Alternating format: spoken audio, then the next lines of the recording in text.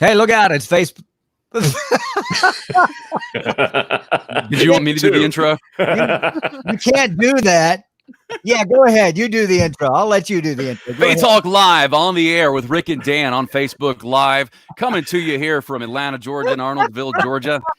We're ready to talk about some faith things with Rick and Dan. Rick and Dan. Why do we not have Matt Chastain doing a lot of our intros? This is great. I like it. You know, I think I've offered. There you go. He's not Dan Radcliffe, as you're watching on Facebook Live. He is Matt Chastain, writer, director. You just cracked me up when you did that. You made that face, and that was it. So I'll change it so the people can know who it is. There we go. There you go. All right. How you guys doing? How's this remote broadcast thing working out for you guys?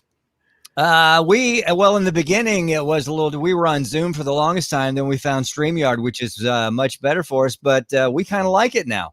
Yeah. Not having to sit in Atlanta traffic every day. It's great. I've been a little worried about Rick. You know, Dan, I'm not so worried about. He seems like kind of an introvert, just kind of sits around the house, walking around in echoey rooms, listening to his big voice echo around, you know. Meanwhile, you know, extroverts like Rick and I are out by the mailbox just waiting for somebody to walk their Pekingese so we can say, he doesn't have any legs, or make some stupid dad joke. That's funny, Matt, because I am completely an extrovert. I am not an introvert Are at you? all. And it's driving me crazy to be away from people. Yes. You seem like a laid-back dude. Laid-back dudes are usually the introverted type, but you're the extrovert. Yeah. Okay. Yeah, I'm kind of middle of the road. I'm what they call an ambivert, but I'm really more extroverted than introverted. So. If we keep going down this path, we're going to start talking each other's Enneagram numbers. So Yeah, there you go. I'm a 2, so there you go. 7. You're a 7. I can see that. Yeah. I mean, come on. I have numbers, but I can't remember what they are. But the FBI knows those numbers. Matt Chastain with us. All right, Matt. I don't know why it's been 2 years, because now I'm remembering how crazy and how fun you are. We got to have you on. Listen, if we don't call you, call us. We got to. Okay. That's a bad thing for you to say, because it's going to be like, it's going to get awkward. Hey, guys, can I come on again? Hey, guys, can I come on again? Did Matt text you again? I got to change my number. This guy won't leave me alone. He showed up at my door the other day. Yeah, he's been in the bushes for 3 hours. So it's waiting. Waiting for me to walk my Pekin. Right. Hey, let's tell some dad jokes. Get me on the air. Some dad jokes. See, now it's funny because the past couple of weeks we've had dad joke videos at church, and yeah. I crack up at them. I can't sit there and keep a straight face. I don't know how people do it. What's the best one so far? Do you remember? Oh gosh, you had to put me on the spot because there were some good ones. Yeah, Matt, do you have one? No. But here's the thing about dad jokes for me is I tell my kids all the time, I'm like, because they have to just come spontaneously. I don't keep them prepared. But dad jokes are not for you kids. They're for us. Yeah. They're for me. They're for the awkwardness that I get between you and I after I say that stupid thing. Yeah. And that's just for me. That is so good. You're absolutely right. Right? Yeah. All right. Matt Chastain. Hey, 2 years ago, in fact, it was October the 5th, 2018. Yes. And you were talking about Small Group, the movie. And there you go. That's beautiful. You're there in your trailer, which is really, really cool. And we love your mic. Yep. All right. 2 years. Yeah.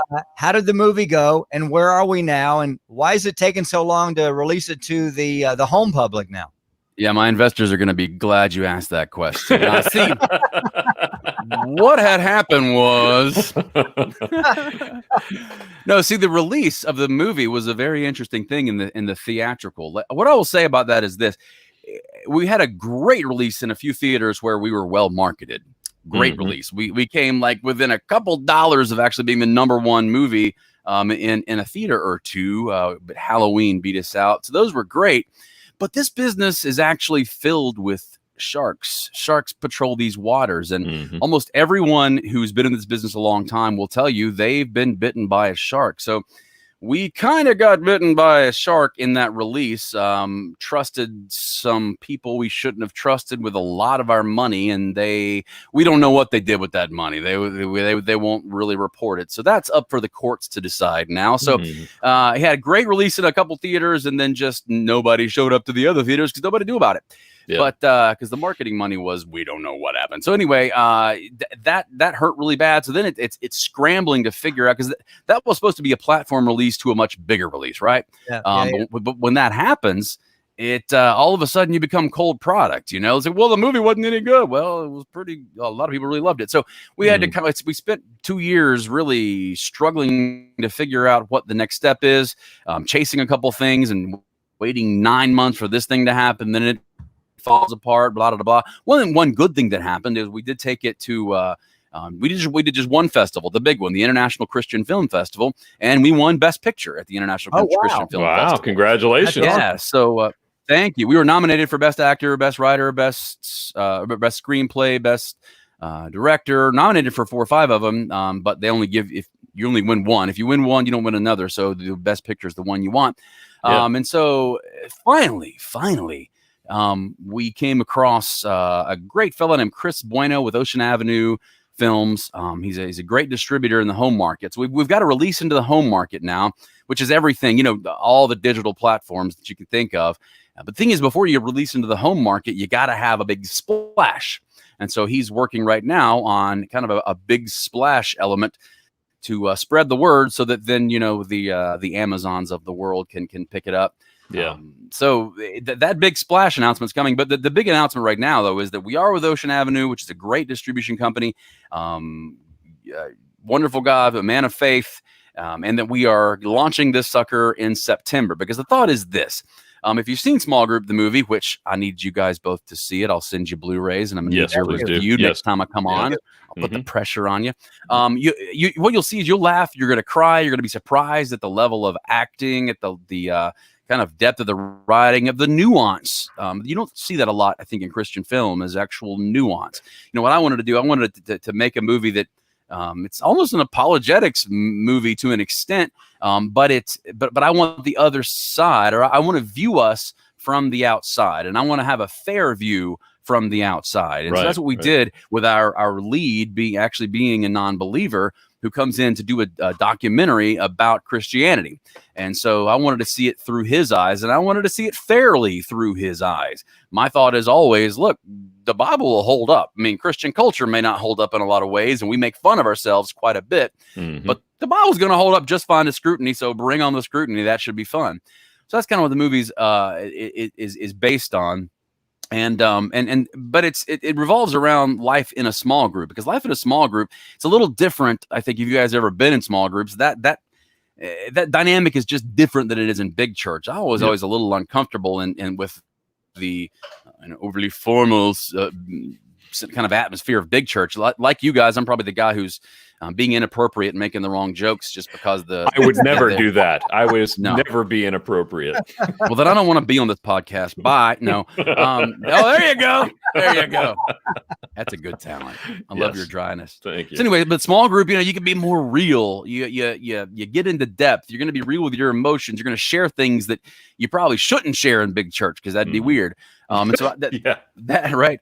You tell jokes you're going to tell in big church. So with the reputation of Christian movies being a little cheesy and a little, I guess, thin, not deep enough, I guess what I wanted to do is dive into small group where, I guess the atmosphere is actually the opposite of that.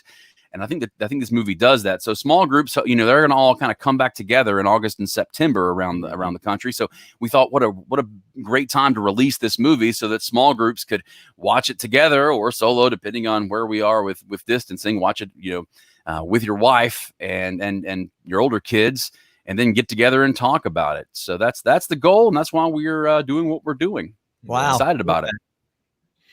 Matt Chastain here talking about the release. So in September, I know there's wisdom for September, because September is a big month where a lot of things are released, right? Not just movie stuff, not just home releases, but that's when everybody is kind of moving forward. So the folks that watched it, obviously it's a great piece, right? Not only the content, the quality, but it's affected the lives of those, spiritually, that have watched it. What have you heard from folks that have watched it in whatever way? The depth, the content, the humor, the spirituality, what? Yeah, I'd encourage you to go to IMDb and read the reviews, because we have a lot of reviews, and I love what they say in terms of we laughed, we cried. This is what I like about it most from a spiritual standpoint, is that we live in such a polarized world right now. Everything's either here or it's here, right or left, whatever. What I like is that because we really focus on nuance, right? And we give everybody kind of their fair say in the matter, I guess you'd say. And we hit on subjects, I think, in a very nuanced way. So on many subjects, we've seen people from the incredibly far right watch this movie and love it. We've got one investor who we had a huge screening. We opened 2 theaters for an investor up in Tennessee, and on his website it literally says, "I'm more conservative than you." Right? So that he and his group loved it. And then we have a lot of people, like when you're making the movie, you're obviously working with people in the film industry who are going to be on the other side of the spectrum, and they watch the movie and they go, a lot of them not even believers, but they'll go like, wow, I really loved this. You know, like I grew up in the church, and obviously the way I am now doesn't seem to fit, but my gosh, you know, here's the thing. If you present a message based on grace, it actually appeals to everybody, right? If you do it the right way, if you view your film as an opportunity to preach a sermon, it's going to come across preachy and like a sermon, and which actually makes narrative film seem less genuine, right? And that turns people off. So people from the left, people from the right, people from all over. What's funny is people from the left will go, "Hi, those right-wing folks ain't gonna like this," and then the people on the right will go, "Oh man, this gonna piss them liberals off." Can I say that on your show, by the way? It's all good. I'm sorry. That's whatever. Okay, anyway, but everybody seems to like it. Yeah. Hey Matt, real quick before we have to take a break here, I want to hear, because you won Best Film at the International Christian Film Festival, I want to hear your acceptance speech for the big award show before the microphone goes down before you. Speech. Give us your speech. All right. This is not the speech I gave that night, because I have no idea what I said that night. It was like 12:30 before that actually came out. Oh, wow. So, look, first of all, you're at International Christian Film Festival. So if you don't come up here and thank God for giving you the opportunity to make this, then what is it that you're doing? Yeah. I was honored to be obviously to have our film in this category with so many incredible films, starring Kevin Sorbo or that guy from LA Law. What's his name? Corbin Burnson. Really good movies, that we got to. I was kind of young when that. I didn't say that actually on stage. Thank you, that guy from LA Law, for being amongst us. But, what I said was, I think that we all need to. It doesn't matter who wins or loses, which is easy for the guy who won to say when you guys are all out there disappointed. But it doesn't matter who wins or loses.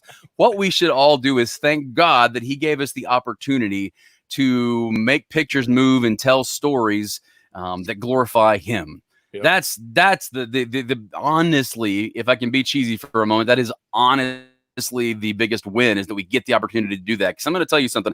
I've done many things in my life, and I'm still doing other things. And making movies, this is very profound. Making movies is way better than not making movies. Wow, that is deep, Matt. That is deep. Love that. Hey, Matt Chastain. So He gave us the chance to do that. So thank God for that. Yeah. Matt Chastain, writer, director, founder of Lime Soda Films. Hey, let's do this. Let's check in with you in August, right before the big kabang. And we want to push Small Group the Movie a bunch. In fact, you can see the Facebook page right there if you're watching, facebook.com/Small Group the Movie. And we got to have you on more often, Matt. You're amazing. You're fun. All right. Yes. Let's do this. I love you guys. I'll come on and talk about anything. All right. Bring your trailer over here. We'll have a good time. Yeah. Let's do it. All right. We got to take a break. Don't think I won't. We got to take a break. We'll be right back. I'm Rick Club. And I'm Dan Ratcliffe. This is Faith Talk Live. I'm not Dan Ratcliffe.